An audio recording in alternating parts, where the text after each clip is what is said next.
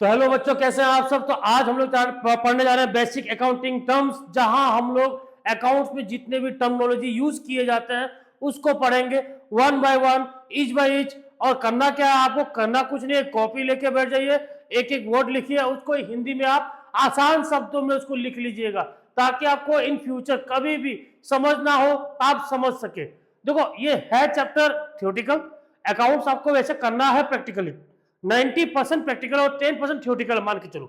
तो थ्योरेटिकल ऐसा चीज है, ये बेसिक चीज है, यही आपको बताएगा कि हम लोग न्यूमेरिकल में करेंगे क्या। जैसे मान लो आपने एटॉम पढ़ा था, मॉलिक्यूल्स पढ़ा था, तो उसका डेफिनेशन पढ़ा था, उसके बाद उसमें आपने जो भी एक्सपेरिमेंट किया, जो भी किया, तो वैसे ही आज जो हम लोग पढ़ने जा रहे हैं, जितने भी अकाउंटेंसी में, कॉमर्स में जो टर्म्स यूज होने वाले हैं वो पढ़ने जा रहे हैं। तो ये बहुत ही बेसिक चैप्टर हम लोग पढ़ने जा रहे हैं आज बच्चों। तो ये चैप्टर छूटा तो आपको इन फ्यूचर कभी भी ना न्यूमेरिकल ना अकाउंट्स कुछ समझ में आने वाला नहीं है, क्योंकि यही बताया जाएगा कि कैपिटल का मतलब क्या है, एसेट्स का मतलब क्या है, लायबिलिटीज का मतलब क्या है, एंटिटी क्या है, सारा चीज यही आपको समझाया जाएगा। तो इस चैप्टर को बिगिन करने से पहले मैं आपको, चलिए एक काम करते हैं, हम लोग इस चैप्टर को स्टार्ट करने से पहले एक दुकान खोलते हैं। तो दुकान का नाम है मान लो रुद्रा क्लोथिंग। किस चीज का दुकान खोला जाए बच्चा? कपड़े का दुकान की ग्रोसरीज का? ग्रोसरी का खोलते हैं, तो रुद्रा ग्रोसरीज एक दुकान आप खोल लो। पहले दुकान खोलिए बच्चा, दुकान खोल लिए, तो दुकान खोलने में हमको चाहिए पैसा। कौन पैसा लगाएगा इसमें? ऑनर्स। कौन पैसा लगाएगा? ऑनर। ठीक, ऑनर का जो टाइप है वो भी हो सकता है, एक सिंगल ओनर हो सकता है जिसको हम प्रोप्राइटर बोलते हैं। प्रोप्राइटर, प्रोप्राइटर मतलब सिंगल ओनर, या अगर दो तीन मालिक होंगे तो हाँ पार्टनरशिप फॉर्म बोलते हैं, पार्टनरशिप। बात समझा? तो ऑनर सबसे पहले यहाँ पैसा लगाएगा। कहाँ पे? इस रुद्रा ग्रोसरी शॉप में ऑनर क्या करेगा? पैसा लगाएगा। दुकान खुल गया, दुकान स्टार्ट हो गया। अब दुकान में सामान चाहिए, तो ये अपने होलसेलर से, किससे बच्चा? होलसेलर से, होलसेलर से सामान मंगाया, परचेज किया। क्या किया? परचेज किया। अब परचेज किया तो इन रिटर्न कुछ देगा ना, या तो कैश देगा या उधारी में खरीदेगा। सामान खरीदा है तो बदले में पैसा देगा, या फिर वो उधारी में खरीदेगा। तो उधारी में खरीदने को हम बोलते हैं अकाउंटिंग में क्रेडिट परचेज। उधारी में खरीदने को बोलते हैं हम लोग क्रेडिट परचेज, उधारी को बोलते हैं क्रेडिट। क्या बोलते हैं बच्चा? क्रेडिट। याद रखिएगा। अब ये सामान दुकान पे लाया है, तो ये दुकान से सामान पक्का है किसी को बेचेगा। किसको बेच रहा है? ये सेल्स कर रहा है किसको? कस्टमर को। कस्टमर से इन रिटर्न क्या आएगा इसके पास? या तो कैश आएगा, क्या पता कस्टमर भी उधारी ले ले, जिसको हम बोलेंगे क्रेडिट सेल्स। बात समझ में आया? अब देखो सिनेरियो देखिए यहाँ पे, ये जो दुकान आपने खोला है, ये जो दुकान आपने खोला, ये है एंटिटी। क्या बच्चा? एंटिटी। ये है आपका एंटिटी। एंटिटी है ना, क्योंकि इस दुकान को कुछ भी खरीदना हो, कुछ भी बेचना हो, तो ये अपने नाम से कर सकता है, इसको मालिक के नाम की जरूरत नहीं है, ये अपने नाम से कर सकता है। इसकी अपनी एक सेपरेट आइडेंटिटी है, इसकी अपनी पहचान है। ठीक, जितने भी दुकान है आप देख रहे होंगे अपने एरिया में, जितने भी दुकान है सबकी एक अपनी पहचान है, जिसको हम क्या बोलते हैं? एंटिटी। ये एंटिटी है, एक इकोनॉमिक यूनिट है। इसको खोला गया ताकि हम प्रॉफिट अर्न कर सके, बिजनेस चला सके। और जरूरी नहीं कि बिजनेस ही होगा, नॉन बिजनेस एंटिटी भी हो सकता है। जैसे कि आपने ओल्ड एज होम खोल दिया, ओल्ड एज हाउस, अनाथ आश्रम, वृद्धा आश्रम, क्लब खोला जिसमें आपके सोसाइटी के लोग, उस क्लब में जिम वगैरह, गेम, स्विमिंग पूल वगैरह खोल दिया, जो आपके सोसाइटी के लोग, जो सर्विस मोटिव के लिए, प्रॉफिट मोटिव के लिए नहीं है। तो एंटिटी आपको समझ में आया? जैसे आप देखो मंदिरों के नाम भी है, सारे मंदिर अलग अलग पहचान से, बैंक के नाम से सारे अलग अलग बैंक है कि नहीं? एचडीएफसी, एसबीआई, सब अपने अलग बैंक, सबकी एक अपनी एंटिटी, सब वो क्या है? एंटिटी। क्लियर है? तो देखो entity, entity means an economic unit which may be business unit and और नॉन बिजनेस यूनिट। वो बिजनेस यूनिट भी हो सकता है और नॉन बिजनेस एंटिटी भी हो सकता है। अब बिजनेस एंटिटी मतलब ये यहाँ पे हम कुछ भी खोल रहे हैं ना, वो इकोनॉमिक यूनिट कुछ भी जो खोल रहे हैं वो हम लोग खोल रहे हैं प्रॉफिट मोटिव के लिए। किस मोटिव के लिए? प्रॉफिट मोटिव के लिए, इनकम अर्न करने के लिए, सर्विस देने के लिए और सामान बेचने के लिए। और बात करते हैं नॉन बिजनेस एंटिटी के लिए, यहाँ प्रॉफिट मोटिव नहीं है, यहाँ पे क्या है? Service motive. हम सर्विस प्रोवाइड करेंगे सोसाइटी को, मेंबर्स को, और यहाँ जो खुलता है उसको मिलता है नॉन फॉर प्रॉफिट ऑर्गेनाइजेशन। एनपीओस, ठीक, वृद्धाश्रम, ओल्ड एज हाउस, ये सारी चीज हम लोग खोलते हैं। बात समझ में आया? तो एंटिटी का मतलब समझ में आया, जिसकी अपनी एक पहचान हो। आपका दुकान वो अपने नाम से चल रहा है, एंटिटी, प्रॉफिट मोटिव के लिए खोला, इनकम के लिए खोला, सर्विस प्रोवाइड करके या सामान बेच के। सर्विस प्रोवाइड समझ में नहीं आ रहा होगा बच्चों को, तो सर्विस प्रोवाइड देखो, जैसे जोमेटो वाले क्या करते हैं, वो रेस्टोरेंट से सामान उठाते हैं आपके घर तक पहुंचाते हैं, ये सर्विस है। उबर वाले क्या करते हैं, वो सर्विस प्रोवाइड कर रहे हैं। फ्लिपकार्ट वाले वो क्या कर रहे हैं, सर्विस प्रोवाइड कर रहे हैं। बात समझ में आया? ये सर्विसेज है। अब बात करते हैं, फिर से आ जाओ दुकान पे, एंटिटी समझ में आ गया। अब दुकान पे ये सामान खरीदा गया, बदले में पैसा दिया गया, ये लेन देन हो रहा है ना, ये क्या हो रहा है, लेन देन। फिर बेचा गया, पैसा आया, ये क्या है, लेन देन। हो रहा है कि नहीं हो रहा है? यही लेन देन को हम बोलते हैं बिजनेस ट्रांजेक्शन। क्या बोलते हैं, बिजनेस ट्रांजेक्शन। और पहला जो चैप्टर हमने पढ़ा था उसमें अकाउंटिंग के डेफिनेशन में साफ साफ बताया गया था कि ट्रांजेक्शन का मतलब क्या होता है। तो बिजनेस ट्रांजेक्शन समझ में आ गया। यहाँ पे क्या होता है, exchange of goods, exchange of money, exchange of service between 2 और मोर पार्टीज, 2 या 2 से ज्यादा लोग के बीच में जो भी एक्सचेंज ऑफ सर्विस होता है, गुड्स होता है, मनी होता है, इसको हम बोलते हैं बिजनेस ट्रांजेक्शन। जो बिजनेस से रिलेटेड ट्रांजेक्शन, ट्रांजेक्शन मतलब लेन देन। बच्चा समझ में आया? अब बात करते हैं इवेंट की।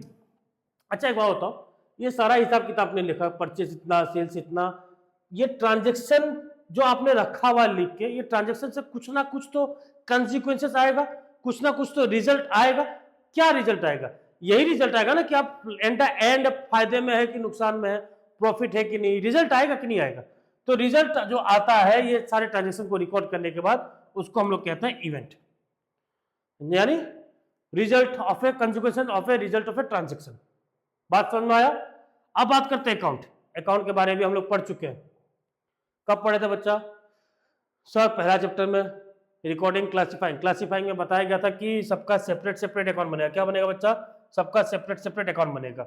अच्छा एक बात बताओ, अगर मेरे पास पैसा आ रहा है, भरपूर मात्रा में पैसा आ रहा है, चलो मैंने लिख दिया पैसा आ रहा है 5,000 रुपया मान लो, ठीक, मेरे पास 5,000 आया, फिर 10,000 आया, 2,000 चला गया, 2,000 माइनस कर दिया, 500 चला गया, 500 माइनस कर दिया। अब इस तरीके से मैं अगर पूरे टाइम महीने भर लिखता रहूं तो क्या ये बहुत अच्छा तरीका है? मैं हिसाब करता रह जाऊंगा कि मैंने लिखा क्या है, मैं खोजता जाऊँ कब आया कब गया। तो उसके लिए एक पर्टिकुलर अकाउंट बनाने की बात हुई है, जो क्लासिफाइंग में बताया गया था कि सेम नेचर सेम जगह पे रहेगा, one nature of items would be placed in A one same nature type, ठीक। तो यह क्या है तुम्हारा, एक अकाउंट। अकाउंट कुछ नहीं है, एक बॉक्स टाइप है। इस बॉक्स को आप 2 भाग में बांट दिए, दोनों एकदम बराबर इक्वल पार्ट में, एक लेफ्ट हैंड साइड एक राइट हैंड साइड, ठीक। यहां पे आप एक डाल दिए अमाउंट का कॉलम। किसका कॉलम बच्चा? अमाउंट का कॉलम। ये है आपका अकाउंट का फॉर्मेट। यहां लिखेंगे पर्टिकुलर, यहां लिखेंगे अमाउंट, यहां लिखेंगे पर्टिकुलर, यहां लिखेंगे अमाउंट। अब मान लो कैश का अकाउंट बना रहे हैं आप। किसका अकाउंट? कैश का अकाउंट।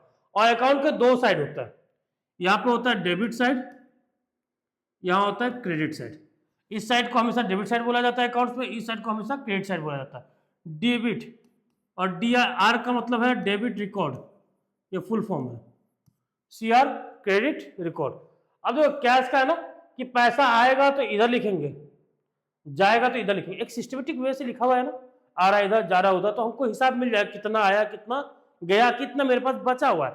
तो ये इसी तरह से हर एक आइटम का अकाउंट खोला जाता है सेपरेटली, परचेज का, सेल्स का अकाउंट, कैश का, मशीन का, फर्नीचर का, जो भी चीज जिससे भी ट्रांजेक्शन हुआ, मान लो किसी को मैंने उधारी दिया, मिस्टर एक्स को मैंने उधारी, तो मिस्टर एक्स का एक अकाउंट खुल जाएगा, सबका सेपरेट सेपरेट अकाउंट खुल जाएगा। अकाउंट खुलने का फायदा क्या है? मुझे अगर उस अकाउंट के बारे में इंफॉर्मेशन चाहिए तो मैं सीधे उस अकाउंट को ओपन करूंगा और मुझे पता चल जाएगा। मुझे पता करना हो कि कितना कैश मेरे पास बचा है, मैं क्या करूंगा, कैश अकाउंट खोलूंगा, वहां देख लो कितना कैश बचा हुआ है, ठीक है, क्योंकि सारे के सारे रिकॉर्डिंग हो रखे हैं। तो अकाउंट का बात समझ में आ गया। पहले पेज में हम लोग क्या समझे, एंटिटी 2 टाइप्स के होते हैं, बिजनेस एंड नॉन बिजनेस। फिर बिजनेस ट्रांजेक्शन लेन देन, इवेंट, जो एंड रिजल्ट आता है वो जो ट्रांजेक्शन के अकाउंट, सबका सेपरेट सेपरेट अकाउंट बनाने की बात हो रही है। अब बात करते हैं कैपिटल। क्या बात कर रहे हैं बच्चा? कैपिटल। कैपिटल के बारे में बात हो चुकी है। ये जो ऑनर था इसने पैसा लगाया था बच्चा, इसने पैसा लगाया था। ये ऑनर ने क्या लगाया था? पैसा लगाया था। कहां पे? रुद्रा ग्रोसरी शॉप में। जो पैसा इन्वेस्ट हम करते हैं बिजनेस को स्टार्ट करने के लिए उसको हम बोलते हैं कैपिटल। बिजनेस को स्टार्ट करने के लिए जो भी पैसा हम लगाते हैं उसको हम बोलते हैं कैपिटल। और जरूरी नहीं कि खाली पैसा ही हो, जरूरी नहीं कि पैसा ही हो, काइंड में भी हो सकता है, मतलब सामान भी हो सकता है, गुड्स भी हो सकता है, ठीक, बिल्डिंग भी हो सकता है, मशीन भी हो सकता है। स्टार्ट करते समय आप जो भी चीज लगा रहे हैं वो है कैपिटल, बिजनेस को स्टार्ट करने के लिए। क्या बच्चा? कैपिटल। इसीलिए देखो कैपिटल ना, कैपिटल कौन दे रहा है? ऑनर दे रहा है। किसको? दुकान को, ठीक। और अकाउंटिंग ये बोलता है कि ओनर और जो दुकान है दोनों एक दूसरे से अलग है। ओनर और जो दुकान है वो दोनों एक दूसरे से क्या है? अलग है, सेपरेट है। इसलिए दुकान के लिए जो कैपिटल है ना वो लायबिलिटी हो जाता है, क्योंकि ये पैसा मालिक ने दिया है, मुझे कमा के वापस देना है। अब ऐसा ये लायबिलिटी क्या है? लायबिलिटी का मतलब उधारी। अभी इस टॉपिक में हम लोग चल रहे हैं।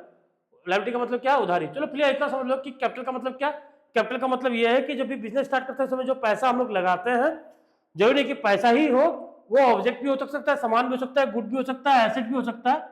तो इसको हम क्या बोलते हैं? कैपिटल। क्या बोलते हैं बच्चा? कैपिटल। कैपिटल का मतलब समझ में आ गया? बिजनेस को स्टार्ट करते समय जो भी पैसा लगा रहा है, गुड्स लगा रहा है, एसेट लगा रहा है, इसको हम बोलते हैं कैपिटल। क्लियर है? अब बात करते हैं ड्राइंग। ड्राइंग का मतलब पर्सनल यूज के लिए अगर आप कुछ पैसा अपने बिजनेस से विड्रॉ कर रहे हैं, मान लो दुकानदार का जो बेटा है वो आया, पापा कोचिंग का फीस देना, स्कूल का फीस देना, वो क्या कर रहा है? अपने गले में से, अपने कैश बॉक्स से निकाल के पैसा दे रहा है। पर्सनल यूज के लिए पैसा दिया जा रहा है ना। वो किसके लिए जा रहा है? घर के बहुत सारे खर्चे हैं जो दुकान से पे किए जा रहे हैं, पर्सनल एक्सपेंसेस। तो पर्सनल एक्सपेंसेस के लिए अगर जो भी आप कैश विड्रॉ करते हैं बिजनेस से उसको हम ड्राइंग बोलते हैं। और यहाँ पे भी खाली कैश नहीं, मान लो आप दुकान से, ग्रोसरी शॉप है, आप गए 2 किलो दाल निकाल लाए, चावल निकाल लाए, सामान भी निकाल के लेके आएंगे तो वो भी ड्राइंग है। पर्सनल यूज के लिए अगर सामान या कैश कुछ भी निकाल रहे हैं अपने बिजनेस से उसको हम ड्राइंग बोलते हैं। अर्लियर ड्राइंग का मतलब ड्रॉ करना था, फिर ड्रॉ है, पिक्चर ड्रॉ है, सीनरी ड्रॉ, हम ड्राइंग करते थे, कलर मारते थे, पेंट करते थे। भैया कॉमर्स में, अकाउंट्स में ड्राइंग का मतलब बहुत ही उल्टा है। ड्राइंग का मतलब पर्सनल यूज के लिए जो भी आप कैश या गुड्स निकाल रहे हैं, विड्रॉ कर रहे हैं अपने बिजनेस से पर्सनल यूज के लिए, पर्सनल यूज के लिए बच्चा, किसके लिए? पर्सनल यूज के लिए, उसको हम ड्राइंग बोलते हैं। क्या बोलते हैं? ड्राइंग। अब बात करते हैं लायबिलिटी की। आ गया लायबिलिटी। लायबिलिटी का मतलब यह है ना, जो हम लोग पढ़े थे अभी, ये दुकानदार क्या किया? होलसेलर से सामान खरीदा, खरीदा, ठीक, कह रहा है मैं पैसा नहीं दे पाऊंगा, मैं उधारी खरीद रहा हूं, मैं बाद में पैसा दूंगा। ये दुकानदार के लिए लायबिलिटी हुआ कि नहीं हुआ? और जब भी आप अकाउंट्स पढ़ो तो खुद को दुकानदार समझ लो। क्या समझ लो? खुद को दुकानदार। मैंने होलसेलर से माल मंगवाया, उधारी में मंगवाया, तो मेरे लिए लायबिलिटी है कि नहीं? मुझे, मेरी रातों की नींद हराम हो जाएगी, मुझे नींद नहीं आएगी जब तक मैं पैसा चुका ना दूं। ये है मेरे लायबिलिटी। क्या है? लायबिलिटी। लायबिलिटी में 2 टाइप्स के होते हैं, एक इंटरनल, एक एक्सटर्नल। एक्सटर्नल मतलब जो बाहर वाला, जैसे ये बाहर वाला होलसेलर मुझे उधारी दिया। इंटरनल मतलब जो बिजनेस के अंदर के लोग। तो बिजनेस के अंदर के लोग कौन उधारी दे सकता है? मालिक दे सकता है, एम्प्लॉय दे सकता है। बात है बिजनेस के अंदर की उधारी जो है इसको इंटरनल, बिजनेस सराउंडिंग के अंदर की जो उधारी है उसको इंटरनल बोलेंगे। और बिजनेस के बाहर से कोई अगर उधारी दे रहा है तो उसको हम लोग एक्सटर्नल बोलेंगे। क्या बोलेंगे बच्चा? एक्सटर्नल। कहां चला गया? तो समझ में आया? तो ये है इंटरनल लायबिलिटी और एक्सटर्नल लायबिलिटी। अब बात करते हैं 2 मेजर लायबिलिटीज की, non current and current. Non current liability में करंट धीरे धीरे लगता है और करंट लायबिलिटी में करंट जल्दी जल्दी लगता है। नहीं, बिल्कुल भी ऐसा कुछ नहीं है, फिजिक्स पढ़ने की जरूरत नहीं है आपको। नॉन करंट लायबिलिटी मतलब लॉन्ग टर्म लायबिलिटी, यानी आपने मार्केट से उधारी लिया, कहीं से, बैंक से उधारी ले लिया आपने 4-5 साल के लिए, मतलब आप बोले कि मैं 4-5 साल के बाद चुकाऊंगा। यह है आपका नॉन करंट लायबिलिटी। क्या बच्चा? नॉन करंट लायबिलिटी, यानी वो लायबिलिटी जिसका रीपेमेंट, जिसका पेमेंट आप कई सालों बाद, मतलब 1 साल के बाद ही करेंगे, 1 साल के अंदर नहीं, 1 साल के अंदर करने वाले जितने भी उधारी है उसको हम करंट बोलते हैं। 1 साल के अंदर जो भी आप पेमेंट करेंगे उसको हम लोग क्या बोलेंगे? करंट। इसलिए जल्दी करंट लगता है, उधारी जल्दी चुकाना, करंट जल्दी लगता है। और इसमें करंट धीरे धीरे लगता है, क्यों? हमको इसको पेमेंट बहुत लंबे समय के बाद करना है। बात समझ में आया? करंट लायबिलिटी जो भी उधारी जिसका हमको रीपेमेंट या पेमेंट हमको 1 साल के अंदर करता है, विदिन ए ईयर, और नॉन करंट आफ्टर 1 ईयर, 4-5 साल के लिए। बात समझ में आया? करंट एंड नॉन करंट में क्लियर है? अब देख लो कुछ पॉइंट करंट लायबिलिटी के और कुछ पॉइंट नॉन करंट लायबिलिटी के क्या क्या आ सकता है, करंट में क्या क्या आ सकता है, नॉन करंट में क्या क्या आ सकता है। देखो करंट में आ जाएगा तुम्हारा क्रेडिटर्स, ध्यान से समझिएगा, ठीक, क्रेडिटर्स, उसके बाद बिल्स पेएबल। इन दोनों टॉपिक के ऊपर बहुत अच्छे से टॉपिक चलने वाली है इसी वीडियो में, इन दोनों पॉइंट्स के ऊपर। Outstanding expenses, outstanding expenses, bank overdraft, bank overdraft, यहां पे आ गया बैंक लोन, डिवेंचर्स। अब देखो मैंने बहुत कम पॉइंट लिया, फिलहाल आप ना समझ लो। करंट लायबिलिटी में क्रेडिटर्स आ गया, क्रेडिटर्स का मतलब वही होलसेलर जिसने मुझे उधारी दिया था। अब अगला होलसेलर जो उधारी दे रहा है मुझे, मैं दुकानदार, होलसेलर सेकंड पार्टी, कस्टमर भी सेकंड पार्टी, मैं हूं दुकानदार, होलसेलर मुझे क्या दे रहा है, उधारी दे रहा है, तो होलसेलर मेरे लिए हो गया क्रेडिटर। क्या हो गया बच्चा, होलसेलर मेरे लिए हो गया क्रेडिटर। कोई बात, कोई दिक्कत। और क्रेडिटर को मैंने कोई फिक्स टाइम नहीं बोला कि मैं इतने दिन के अंदर पे कर दूंगा, और ना ही उसके पास कोई लीगल एविडेंस है। मैं कल को मना भी कर दूंगा तो उसके पास कोई लीगल एविडेंस, मतलब कोर्ट में केस नहीं कर सकते। एविडेंस तो अकाउंट तो दे रहा है कि तुमने उधारी लिया, लेकिन कोर्ट में केस करने लायक नहीं। लेकिन बिल्स पेएबल जो है सेम चीज, वहां पे क्या है, बिल्स पेएबल में ना एक बिल बन चुका है जिसमें आपने बोल दिया 2 महीने के अंदर मैं फलाना को पैसा दे दूंगा, आपने हामी भर दिया, ठीक, यहाँ पे लीगल एविडेंस मिल गया उसको। आउटस्टैंडिंग एक्सपेंसेस, मान लो मैं इस जो सेंटर है मेरा, इसके 2 महीने का रेंट मैंने नहीं दिया, मैंने यूज किया, 2 महीने का रेंट मैंने नहीं दिया, इसको हम बोलेंगे रेंट आउटस्टैंडिंग। अपने स्टाफ का सैलरी नहीं दिया, सैलरी आउटस्टैंडिंग, लायबिलिटी है। कौन सी लायबिलिटी है, करंट लायबिलिटी है। बैंक ओवरड्राफ्ट, आजकल क्रेडिट कार्ड का जमाना चल रहा है ना, क्रेडिट कार्ड डालो, पैसा निकालो, पैसा अपना है नहीं, लेकिन 45 डेज के अंदर फिर सबको पैसा डालना पड़ता है, वही है बैंक ओवरड्राफ्ट। एक्चुअली ये करंट अकाउंट होल्डर्स को ये बेनिफिट मिलता है। 2 अकाउंट होल्डर होता है, सेविंग अकाउंट और current account holder. Saving account normally public खोलती हैं जो सैलरीड पर्सन है, करंट अकाउंट मोस्टली वो दुकानदार खोलते हैं जिनको दिन भर में लार्ज नंबर ऑफ ट्रांजेक्शन करना, पैसा डालना, पैसा निकालना, उनको रोक टोक नहीं चाहिए। लेकिन सेविंग अकाउंट में एक लिमिटेशन है कि इतना डाल सकते हो, इतना निकाल सकते हो, आपको इंटरेस्ट भी मिलेगा। लेकिन करंट अकाउंट होल्डर को क्या लिमिटेशन नहीं चाहिए, उनको रुकावट नहीं चाहिए, मैं जितना मन के डालूं, जितना मन के निकालू। तो बैंक उनको एक बेनिफिट प्रोवाइड करती है कि आपके खाते में पैसा ना भी हो ना तो एक्स्ट्रा पैसा आप निकाल सकते हैं, बिना पैसे के भी 1 लाख तक वो दे दिया कि 1 लाख तक आप निकाल सकते हो। तो इसको हम बोलते हैं बैंक ओवरड्राफ्ट फैसिलिटी। क्या बोलते हैं बच्चा, बैंक ओवरड्राफ्ट फैसिलिटीज। यहां तक समझ में आया। तो ये सारी है तुम्हारी क्या, करंट लायबिलिटी। अब नॉन करंट की बात की जाए, बैंक लोन, आपने लोन लिया बैंक से लंबे समय के लिए, डिवेंचर, ठीक है। अब डिवेंचर क्या होता है, देखो डिवेंचर और शेयर तो बहुत बड़ा टॉपिक चला जाता है, बस इतना समझ लो, आपको उस चीज समझ में आएगा। 11 के बिजनेस स्टडी पढ़ाया जाएगा, और 12th में तो ये अकाउंट्स का एक चैप्टर ही बनने वाला, बहुत विशाल चैप्टर बन जाएगा शेयर्स और डिवेंचर। फिलहाल डिवेंचर की बात करें, डिवेंचर नॉन करंट लायबिलिटी है, क्योंकि डिवेंचर में क्या है ना कि जो भी आप डिवेंचर अगर बेच रहे हैं, फिलहाल डिवेंचर बेच रहे हैं, तो डिवेंचर में ना आपको कम से कम एक फिक्स रेट ऑफ रिटर्न देना ही पड़ेगा, ठीक है। बात समझ में आया। फिलहाल इस टॉपिक को आप छोड़ दीजिए, इसको मैंने गलती से लिख दिया है, फिलहाल ये अभी के लिए है भी नहीं आपके लिए डिवेंचर फिलहाल, क्योंकि ये बहुत बड़ा टॉपिक है, इसको समझाने में टाइम लगेगा, ठीक है। आप लिख सकते हैं long term borrowing, long term borrowing, long term borrowing मतलब पैसा आपने बहुत लंबे समय के लिए किसी से बोरो कर लिया, पैसा आपने बहुत लंबे समय के लिए किसी से बोरो कर लिया, क्लियर है। क्योंकि डिवेंचर क्या है ना, डिवेंचर एक फिक्स टाइम, जैसे मैं इशू कर रहा हूं, ठीक, एक फिक्स टाइम के लिए इशू करूंगा किसी को भी, 3 साल 4 साल के लिए, उसका रिपेमेंट हो जाएगा, मतलब वो 4 साल का टाइम कंप्लीट हुआ, मतलब मैं उसको पैसा वापस देना पड़ेगा डिवेंचर का, डिवेंचर वापस लेना पड़ेगा, ठीक है। फिलहाल डिवेंचर को फिलहाल अभी छोड़ दीजिए, ये बहुत ही वाइड टॉपिक है डिवेंचर, इसको हम लोग बाद में पढ़ेंगे, बाद में क्या प्रैक्टिकल आ जाएगा इसके ऊपर क्लास 12th में। तो आई होप आप लोग समझ में आ गया होगा non current liability, current liability. Non current liability वो लायबिलिटी है जिनका पेमेंट रीपेमेंट हमको 1 साल के बाद करना है, नॉन करंट, ठीक। करंट 1 साल के अंदर करना है।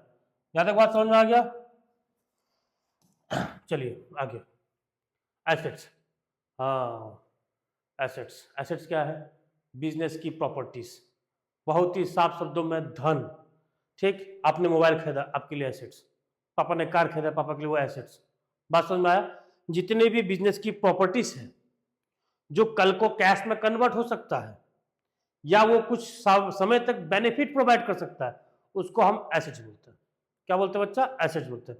एसेट्स समझ में आया? एसेट्स मतलब बिजनेस की प्रॉपर्टीज जो इन फ्यूचर कैश में कन्वर्ट भी हो सकता है और साथ ही साथ वो कैश में मतलब कन्वर्ट भी हो सकता है और साथ ही साथ वो इन फ्यूचर बेनिफिट भी प्रोवाइड कर सकता है। इसको हम बोलते हैं एसेट्स। एसेट्स मेनली 3 टाइप के होते हैं, current assets, non current and एक क्लास में आ जाता है फिक्स्ड एसेट्स। ये थोड़ा सा टफ टॉपिक होगा लेकिन मैं फिर भी कोशिश करूंगा इसको अच्छे से समझाने की आपके लिए। करंट एसेट्स वो एसेट्स जो विद इन ए ईयर, वो एसेट जो 1 साल तक ही चलेगा, सिंपल भाषा में। और नॉन करंट एसेट वो एसेट जो लंबे समय के लिए चलेगा। देख लो, this are short term assets, ठीक है, जो कैश में कन्वर्ट हो सकता है विद इन ए ईयर या वो बेनिफिट प्रोवाइड करेगा 1 साल के अंदर तक ही। कैश में कन्वर्ट हो सकता है या बेनिफिट प्रोवाइड करेगा 1 साल के अंदर तक ही। लेकिन नॉन करंट एसेट वो एसेट है जो लंबे समय तक चलता है या तब तक चलता है जब तक आपका बिजनेस चल रहा हो। जैसे लैंड, बिल्डिंग, उसी जमीन उसी बिल्डिंग में तो आपका बिजनेस चल रहा है, तो यानी बिजनेस जब तक चलेगा तब तक वो आपका जमीन और बिल्डिंग रहेगा। बात समझा? जो लंबे समय के लिए जो एसेट्स रहते हैं, जो लंबे समय के बाद कैश में कन्वर्ट होंगे या लंबे समय तक हमको बिजनेस में बेनिफिट प्रोवाइड करते हैं, उस एसेट्स को हम बोलते हैं नॉन करंट एसेट्स। ठीक है, अब इसके लिए एग्जांपल ले लिया जाए। ठीक, current and non current. Current assets, non current assets. Non current assets को फिक्स एसेट भी बोला जाता है। करंट एसेट्स वो एसेट्स जो 1 साल के अंदर कैश में कन्वर्ट हो सकता है, खुद कैश, बैंक, ठीक, प्रीपेड एक्सपेंसेस, अभी समझा रहा हूँ प्रीपेड एक्सपेंसेस क्या होता है, डेटर बता रहा हूँ, बिल्स, रिसीवेबल, ठीक है, दुकान पे रखा हुआ माल, स्टॉक। अब नॉन करंट में देखो, इसमें 2 पार्ट्स आ जाते हैं, एक होता है टेंजिबल, एक होता है इनटेंजिबल। ठीक है, पहले इसको समझ लेते हैं। करंट एसेट्स, करंट एसेट वो एसेट जो 1 साल के अंदर कैश में कन्वर्ट हो सकता है, खुद cash. Prepaid expenses, prepaid expenses का मतलब जो आपके पास सिम है ना, जियो का सिम, उस पर लिखा हुआ प्रीपेड सिम, यानी पहले आप पैसा दीजिए फिर इस्तेमाल कीजिए, है कि नहीं? बहुत लोग पोस्टपेड सिम यूज करते हैं, यानी पहले इस्तेमाल कीजिए फिर विश्वास कीजिए वाला कहानी, पहले इस्तेमाल कीजिए फिर आप क्या करिए, पैसा दीजिए। लेकिन प्रीपेड सिम आप लोग यूज करते हैं मैक्सिमम लोग, पहले क्या करते हैं आप लोग, पहले उस खर्चे का आपने पैसा दिया, फिर आप 1 महीने तक उस क्या करते हैं, यूज करते हैं, तो वो 1 महीने तक आपके लिए क्या हो गया, एसेट्स। तो कोई भी खर्चा जिसका पेमेंट आपने पहले ही कर दिया, कोई भी खर्चा जिसका पेमेंट आप पहले ही कर देता है, इसको हम बोलते हैं प्रीपेड एक्सपेंसेस। मान लो इस पूरे प्रीमिसेस का रेंट में 6 महीने का रेंट पहले दे दिया तो हो गया प्रीपेड रेंट, मैं सैलरी पहले दे दिया तो हो गया प्रीपेड सैलरी। तो मैं जब तक का दिया हूं 6 महीने का प्रीमिसेस का रेंट दे दिया हूं तो 6 महीने तक इसका इस्तेमाल मैं कर सकता हूं, इसका बेनिफिट मुझे मिलेगा। ये है तुम्हारा प्रीपेड एक्सपेंसेस। बात समझ में? अब डेटर की बात की जाए, मैंने किसी कस्टमर को सामान बेचा था, उधारी में बेचा था बच्चा, उधारी में बेचा था, कस्टमर को सामान बेचा, कस्टमर कह रहा है ना मैं तो उधारी में खरीदूंगा, अभी बाद में पैसा दूंगा, तो ये अगला कस्टमर आपके लिए क्या हो गया, ये हो गया डेटर। डेटर बोलते हैं, डेप्टर नहीं बोलते इसको, क्या बोलते हैं, डेटर, बी साइलेंट है इसमें, डेटर। ठीक है, बात समझ में आया? तो ये कस्टमर क्या हो गया आपके लिए, डेटर। और ये जो जिससे आपने होलसेलर से खरीदा था उधारी में, ये क्या था आपका, क्रेडिटर। उधारी देने वाला आपको क्रेडिटर, आपने किसी को उधारी दिया है वो डेटर, उधारी देने वाला क्या है, क्रेडिटर है, हमारे लिए लायबिलिटी है। कौन सी लायबिलिटी है, करंट लायबिलिटी है। लेकिन अगर मैं किसी को उधारी दे रहा हूं, वो पर्सन डेटर है, और मैं उधारी कितना लंबे समय के लिए दे रहा हूं, क्या 1 साल के बाद बोला कि सामान आज बेच दिया, मैं बोला नहीं भैया 1.5 साल के बाद पैसा देना, ऐसा कोई बिजनेसमैन नहीं करता। आज दिया पैसा और सामान आज दिया तो बोलेगा यार 15 दिन 20 दिन के अंदर आप पेमेंट कर दीजिएगा, यानी ये कौन सा एसेट्स है, करंट एसेट्स। बात समझ में आया? डेटा समझ में आ गया बच्चा आप लोग को, क्लियर? आई थिंक आप लोग को समझ में आ गया होगा डेटा। बिल रिसीवेबल वो जस्ट बिल्स पेबल का उल्टा। वैसे बिल रिसीवेबल बिल्स पेबल में मैं चलूंगा अच्छे से डीपली, फिलहाल बिल्स रिसीवेबल को छोड़ दीजिए, इसी टॉपिक में चलूंगा। स्टॉक, दुकान पे आप सामान लाए बेचने के लिए, 1 साल के बाद बेचेंगे? नहीं, 1 साल के अंदर ही बेचेंगे। तो वो सामान 1 साल के अंदर कैश में कन्वर्ट हो जाएगा, जिसको हम बोलते हैं क्या, स्टॉक। इस पे एक और आ जाएगा item, accrued income. Accrued income का मतलब वो इनकम जो मैंने कमा लिया है, income earn but not receive. मैं कमा तो लिया हूं लेकिन मुझे पैसा मिला नहीं है। जैसे मैं कहीं काम कर रहा हूं, तो महीने भर का मैंने काम कर लिया, मेरी सैलरी तो अर्न हो चुकी है, ठीक, सैलरी मुझे मतलब अगले महीने का 7 तारीख को मिल रहा है, 31 तारीख तक तो मेरी सैलरी अर्न हो चुकी है, लेकिन मुझे पैसा कब मिल रहा है, 7 तारीख को मिलने वाला है। अर्न बट नॉट रिसीव, कमा लिया हूं लेकिन मुझे मिला नहीं है, इसको हम बोलते हैं एक्रूड इनकम। तो ये भी मेरे लिए कौन सा एसेट्स है, करंट एसेट्स। अब चलो चलते हैं नॉन करंट एसेट्स में। नॉन करंट एसेट्स की बात अगर की जाए, नॉन करंट एसेट 2 टाइप्स के होते हैं, टेंजिबल, इनटेंजिबल। थोड़ा सा लोड पड़ रहा है मुझे पता है, बहुत लंबा टॉपिक चल रहा है और लंबा चलेगा भी। यही सारे वर्ड्स, यही सारे टर्म्स और पूरे अकाउंट्स के लाइफ में आपको यूज करने हैं। तो ये टर्म्स सीखना बहुत जरूरी है, रटना जरूरी नहीं है, लेकिन ये टर्म्स आपको याद होना चाहिए, कंसेप्ट क्लियर होना कि इस टर्म का मतलब क्या, इस टर्म का मतलब क्या, करंट एसेट्स क्या होता है, नॉन करंट एसेट्स क्या होता है, एसेट्स क्या होता है, लायबिलिटी क्या होता है, करंट लायबिलिटी क्या होता है, नॉन करंट लायबिलिटी क्या होता है, कैपिटल क्या होता है, ड्राइंग क्या होता है, ये आपको एकदम छोटे छोटे शब्दों में याद होनी चाहिए। अब देखो टेंजिबल और इनटेंजिबल की बात की जाए, टेंजिबल मतलब वो एसेट जिसको हम देख सकते हैं, छू सकते हैं, that can be seen, can be touch. और नॉन करंट का मतलब तो आपको पता ही था, वो एसेट जो लंबे समय तक चलेगा। ऐसा कौन सा एसेट है जो लंबे समय के लिए चलेगा, जिसको हम देख भी सकते हैं, छू भी सकते हैं? पहला आ गया लैंड, फिर बिल्डिंग, फिर क्या क्या आ जाएगा, फर्नीचर, फिर मशीन, मोटर व्हीकल्स। बात समझ में आ गया टेंजिबल। अब बात करते हैं इनटेंजिबल। इनटेंजिबल वो एसेट्स हैं जिनको हम देख नहीं सकते हैं, ना ही छू सकते हैं, बस महसूस कर सकते हैं। जैसे सॉफ्टवेयर, आप सॉफ्टवेयर खरीदेंगे ना अपने कंप्यूटर एप्लीकेशन के लिए, तो सॉफ्टवेयर को हम देख नहीं सकते हैं, ठीक। उसके बाद गुडविल, आप दुकान खोल रहे हैं तो अपना पहचान, अपना नाम, अपना रेपुटेशन बनाओगे। अब जैसे आपके लोकेलिटी में क्या ना, जैसे आपको कोई बोलेगा कि केक कहाँ खरीदूं, तो आप पर्टिकुलर दुकान बोलेंगे कि इस दुकान में जाओ, उस दुकान से केक लेना क्योंकि बेस्ट केक बेचता है। पनीर कहाँ खरीदूं, तो आप बताएंगे नहीं वहां जाओ, बहुत प्योर पनीर बेचता है। क्यों? क्योंकि उस दुकान ने एक अपना नाम क्रिएट कर लिया। उसको हम अकाउंट में बोलते हैं गुडविल। गुडविल का मतलब गुड नेम या गुड रेपुटेशन, ठीक है। पेटेंट, रॉयल्टी, कॉपीराइट, कॉपीराइट ये वो चीज है जिसको हम देख नहीं सकते। पेटेंट, मैंने कोई आविष्कार कर दिया, ऐसा आविष्कार किया कि बोर्ड पे जितना चीज लिखा हुआ उठा के भेज दिया और तुम्हारे दिमाग में घुस गया, ऐसे एक मशीन बना दिया, ठीक। अब उसका मैं क्या करा लूंगा, पेटेंट। क्यों? अगर पेटेंट नहीं कराता तो बाकी टीचर्स भी ये करने लग जाएंगे। मैं ऐसा ऐसा एग्जांपल दे रहा हूँ, लेकिन ऐसा होगा नहीं, इतना बहुत बड़ा साइंटिस्ट भी नहीं कर पाएगा कि यहाँ से उठाया और आपके दिमाग में डाल दिया। जैसे वो सोना डाला, आलू निकाला, आलू डाला, सोना निकाला। तो अगर ऐसा कोई मशीन में बना दूंगा तो उसका मैं पेटेंट करा लूंगा।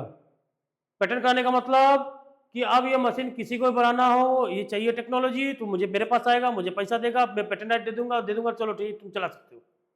बात समझ में? रॉयल्टी, मैं कोई आविष्कार करूंगा कुछ भी चीज, जैसे आपने बहुत सारी मूवी देखे होंगे, तो रॉयल्टी में क्या होता है कि भैया मेरा नाम होना चाहिए और फिक्स परसेंटेज ऑफ, मैंने कुछ दे दिया जैसे डोमिनोज पिज्जा, इसमें क्या रॉयल्टी चलता है, नाम, बाकी आप कमाइए लेकिन 20% का इनकम हमको चाहिए, वो नाम मेरा होना चाहिए।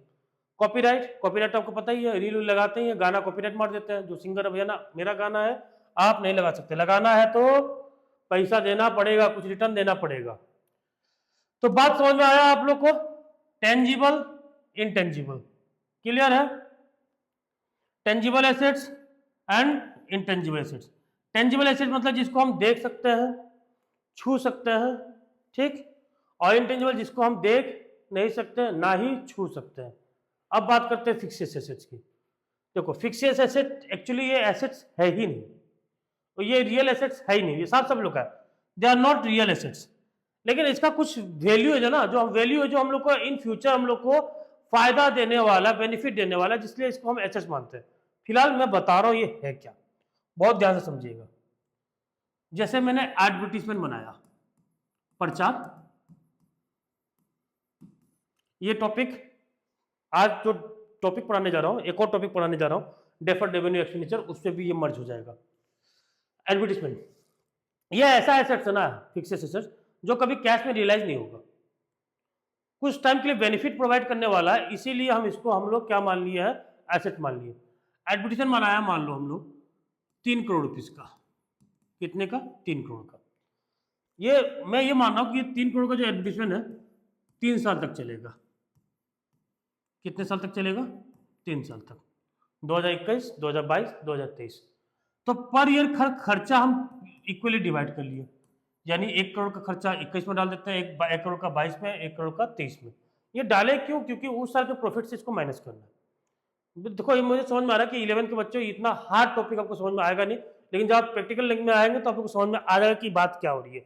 ठीक है, अब सुनो, 3 करोड़ का खर्चा आपने कर दिया प्रचार में, और 3 साल के लिए प्रचार चला रहे हैं, तो कहीं ना कहीं हर साल में आपने उस खर्चे को डिवाइड कर दिया, जबकि पैसा तो ऑन द स्पॉट जिस दिन बनाया, जिस दिन किया, उसी दिन खर्चा हो चुका है, लेकिन इसका जो मेंटेनेंस कॉस्ट है वो हम लोग पार्टिकुलर ईयर में क्या कर दिया, डिवाइड कर दिया। बात समझ आया? तो यहाँ पे जो सिस्टम होता है, जैसे यहाँ पीएल अकाउंट बना लिए, फिर बैलेंस शीट अकाउंट बताया था ना आपको, इस तरह बनता है अकाउंट, बताया था आप लोग को। तो एक प्रॉफिट एंड लॉस अकाउंट बना लिए, कौन सा account, profit and loss account, और फिर बैलेंस शीट बना लिए 3 साल का। ध्यान से समझिएगा, बैलेंस शीट में एसेट्स को यहां लिखते हैं हम लोग, और इधर लायबिलिटी लिखते हैं। ठीक है, क्या लिखते हैं, लायबिलिटी। बहुत ज्यादा कंजेस्टेड हो गया ना,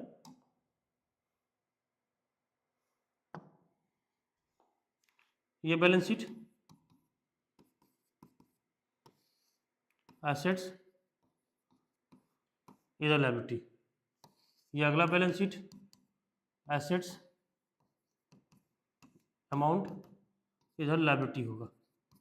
क्या लायबिलिटी की इसमें कोई चर्चा होगी नहीं, तो लायबिलिटी इसलिए मैं लिख नहीं रहा था, फिर भी लिख दे रहा हूँ। ठीक है, ये तो तुम्हारा पीएल अकाउंट, कौन सा अकाउंट, पीएल अकाउंट।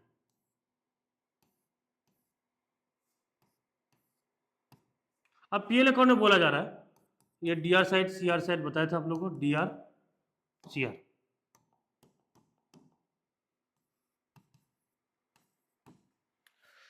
देखो अब समझिए इस चीज को। अब बोला जा रहा है कि 3 करोड़ का मैंने खर्चा कर दिया, क्या कर दिया, खर्चा कर दिया। पर ईयर का खर्चा कितना मान लिए, 1 करोड़। तो पहले year profit and loss account में, प्रॉफिट एंड लॉस अकाउंट का एक रूल है ना, वो रूल हम लोग सीखेंगे, फिर भी मैं शॉर्ट हिंट आपको दे रहा हूँ कि जितना भी खर्चा होगा ना उसको डेबिट साइड में लिखा जाएगा। जितना भी खर्चा होगा किसको कहाँ लिखा जाएगा, पीएल अकाउंट के डेबिट साइड में, और जो भी इनकम आता है वो किधर लिखा जाता है, क्रेडिट साइड में। तो डेबिट साइड में हमने लिख दिया टू एडवर्टीजमेंट, कितना लिख दिया, 1 करोड़। प्रचार कितने का बनाया था अपने, 3 करोड़ का। 3 करोड़ से 1 करोड़ का खर्चा कट गया सब, यानी अब मुझे कितने का बेनिफिट मिलने वाला है, 2 करोड़ का। तो एसेट्स में आ गया आपका एडवर्टीजमेंट सस्पेंस एक्सपेंडिचर, इसका नाम आता है 2 करोड़ का। ठीक, अगले साल फिर कितना काटा हमने, 1 करोड़, टू एडवर्टीजमेंट। अब 2 करोड़ का एसेट बचा था, 1 करोड़ चला गया, यानी अब अगले साल का जो एसेट बचा कितने का, 1 करोड़ का। अब तीसरे साल फिर से हमने 1 करोड़ काट दिया एडवर्टीजमेंट का नाम से, प्रॉफिट में से, किस में से, प्रॉफिट में से। अब कोई एसेट्स नहीं बचा। तो ये जो एसेट बना है ना, इसी को बोलते हैं फिक्सियस एसेट, जो कि कभी कैश में कन्वर्ट नहीं होगा, लेकिन हाँ फ्यूचर बेनिफिट तक मुझे बेनिफिट प्रोवाइड करने वाला फ्यूचर तक, इसलिए हम इसको एसेट मान लें। एक्चुअली ये रियल एसेट्स है भी नहीं, ये रियल एसेट्स है भी है। मैंने प्रचार बनाया तो क्या 3 साल के बाद, अगर मान लो मैं सलमान खान से प्रचार बना रहा हूँ, क्या 3 साल के बाद सलमान खान से बोल सकता हूँ नहीं भैया पैसा वापस दे दो, प्रचार का जो टेन्योर था खत्म हो गया, 3 साल तक मैंने प्रचार चलाया, अब टाइम पीरियड खत्म हो गया, मेरा पैसा मुझे वापस दो, क्या पॉसिबल है, बिल्कुल भी नहीं। तो बात समझ में आया, 3 करोड़ का आपने खर्चा बनाया, सॉरी प्रचार बनाया।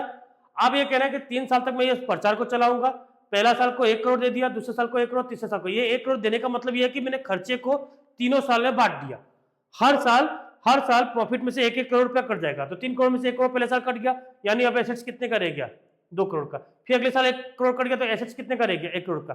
फिर एक साल अगले साल तीसरे साल 1 करोड़ का कट गया, तो अब कोई एसेट्स नहीं बचा। ये है आपका फिक्सियस एसेट्स। क्या एसेट बचा, ये है आपका फिक्सियस एसेट्स। कौन सा एसेट्स, फिक्सियस एसेट्स।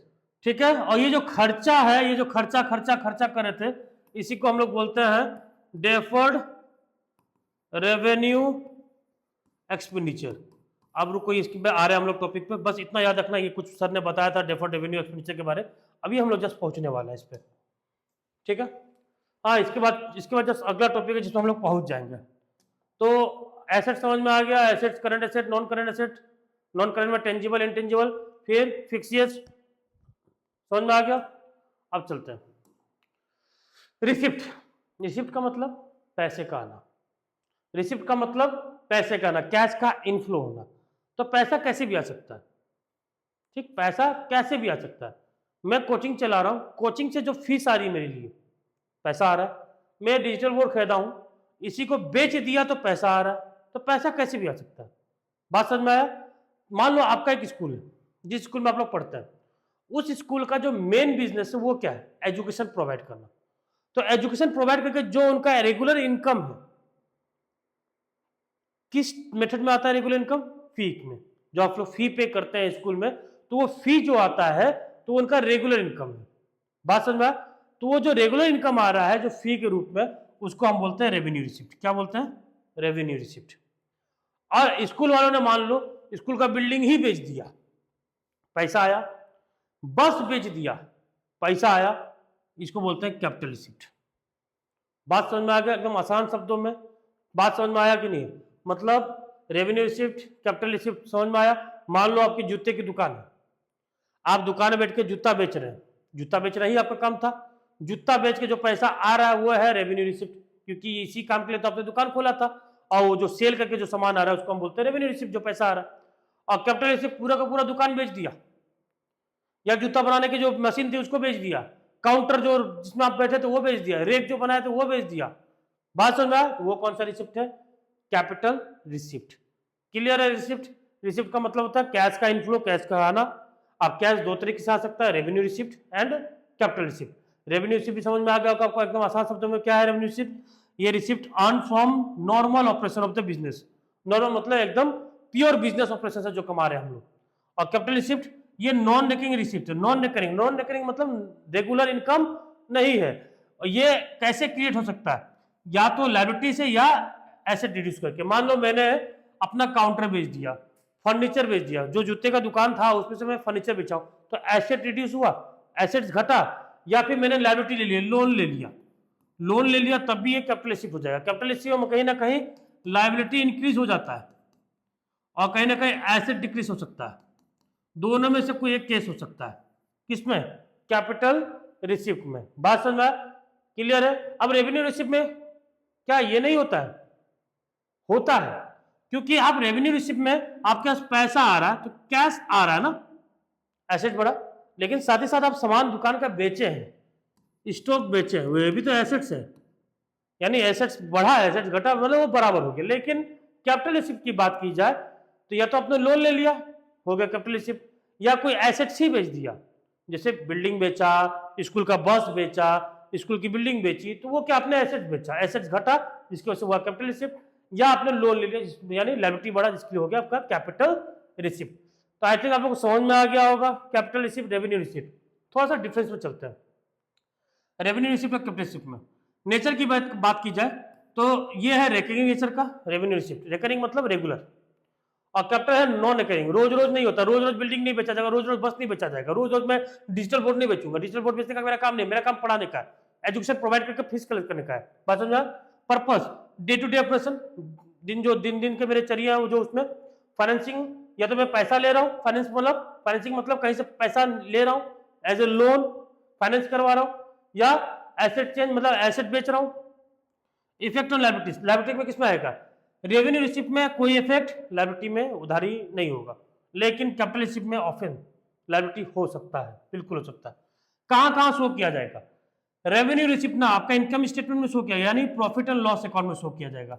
जो भी प्रॉफिट एंड लॉस अकाउंट बनाए थे ना हम लोग, डीआर साइड, सीआर साइड, अभी बताए थे, प्रचार को इधर लिखते हैं, यानी नुकसान जो होगा इधर लिखा जाएगा डीआर साइड में, नुकसान कहां लिखा जाएगा, डीआर साइड में, ठीक है। और जो इनकम आएगा वो इधर लिखा जाएगा क्रेडिट साइड में। बात समझ में आया। और कैपिटल रिसिप्ट कहां दिखाया जाएगा, ये बैलेंस शीट में। अभी दोनों चीज बताया था ना आपको, किस टॉपिक में बताया था आपको, फिक्सियस एसेट्स वाले टॉपिक में। तो कैपिटल रिसिप्ट कहां दिखाया जाएगा, बैलेंस शीट में, क्योंकि बैलेंस शीट में क्या क्या दिखाया जाता है बच्चा, एक तरफ लायबिलिटी दिखाया जाता है सर जी, एक तरफ क्या दिखाया जाता है, एसेट्स दिखाया जाता है।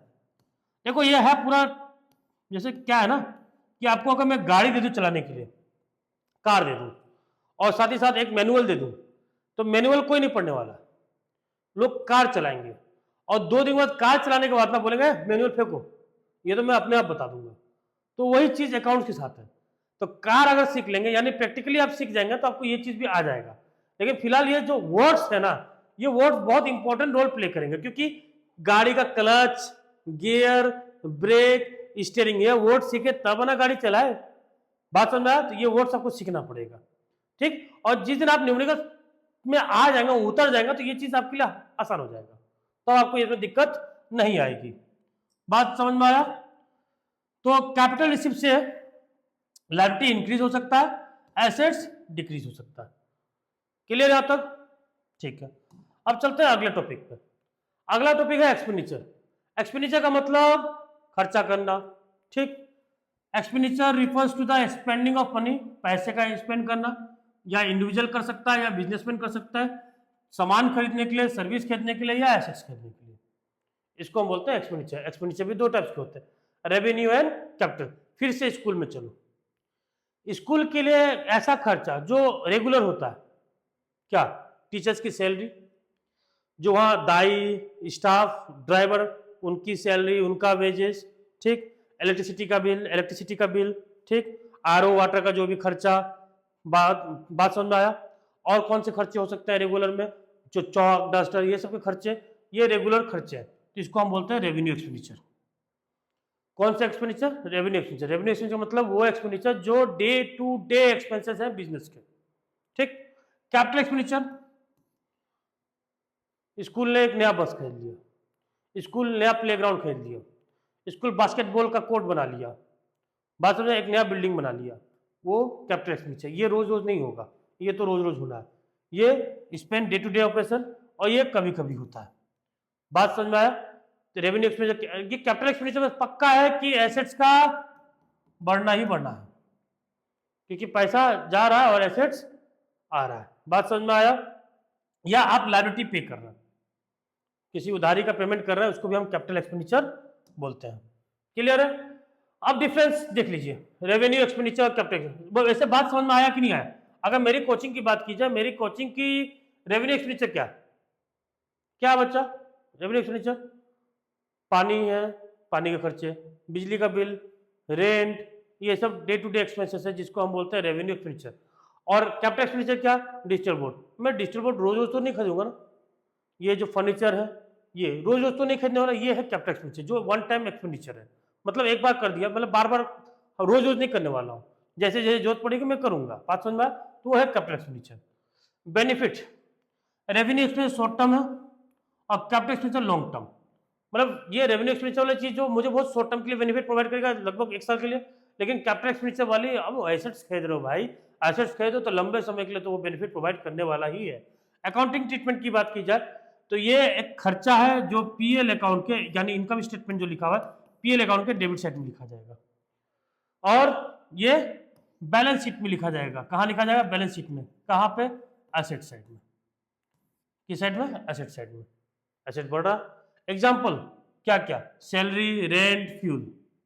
Capital expenditure example machine, land, equipment. तो बात समझ में आया? Receipt and expenditure. Receipt 2 types के होते हैं, revenue receipt and capital receipt. Expenditure भी 2 टाइप के होते हैं, revenue and capital. Revenue and capital समझ में आ गया? रेवेन्यू वाली चीज में day to day expenses, day to day income, ये रेवेन्यू। कैपिटल में डे टू डे एक्सपेंसेस, ठीक, या वो एक्सपेंस जो कभी कभी करना पड़ता है, तो वो हो गया तुम्हारा डे टू डे, सॉरी कभी करना पड़ता है वो इनकम जो कभी कभी आता है, तो उसको हम बोलते हैं कैपिटल। बात समझ में आया? Capital receipt and capital expenditure. Capital expenditure का मतलब वो एक्सपेंडिचर जो मुझे कभी कभी करना पड़ता है, कुछ एसेट्स एक्वायर करना है, फर्नीचर खरीदना, मैं रोज रोज फर्नीचर नहीं खरीदूंगा। बात समझा? और उसी फर्नीचर को मैं बेच दिया तो हो गया कैपिटल रिसिप्ट। बात समझ में आ गया? तो ये था रिसिप्ट एंड कैपिटल। रिसिप्ट में आ गया रेवेन्यू रिसिप्ट और कैपिटल रिसिप्ट, एक्सपेंडिचर में आ गया revenue expenditure and capital expenditure. यहां तक बात समझ में आया बच्चों? तो जानते हो बच्चों, आप लोगों को समझ में आ गया होगा रिसिप्ट, एक्सपेंडिचर, रेवेन्यू, कैपिटल, ठीक है। अब चलते हैं लास्ट टॉपिक में इसके, ठीक है। मैं क्या करने वाला हूँ, ये पूरा बेसिक जो अकाउंटिंग टर्म्स है इसको 2 वीडियोस में बनाने वाला हूँ।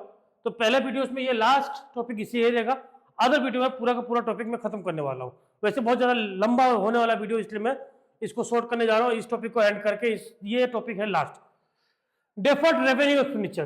देखो नाम पे पता चला रेवेन्यू तो है और साथ में डेफर्ड भी लग गया, मतलब रेवेन्यू का कुछ एक्सटेंशन, ठीक।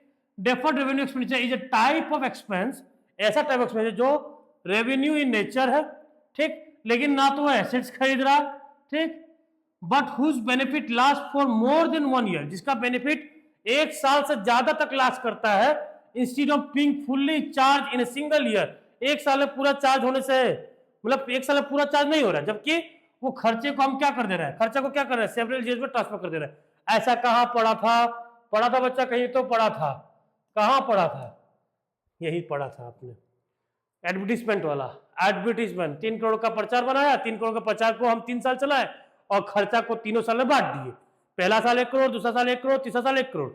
बात समझ में आया? यही है तुम्हारा डेफर्ड रेवेन्यू एक्सपेंडिचर, यानी फिक्स्ड एसेट्स और डेफर्ड रेवेन्यू एक्सपेंडिचर का कुछ तो झोल है, दोनों एक दूसरे से क्या रखते हैं, कनेक्शन रखते हैं।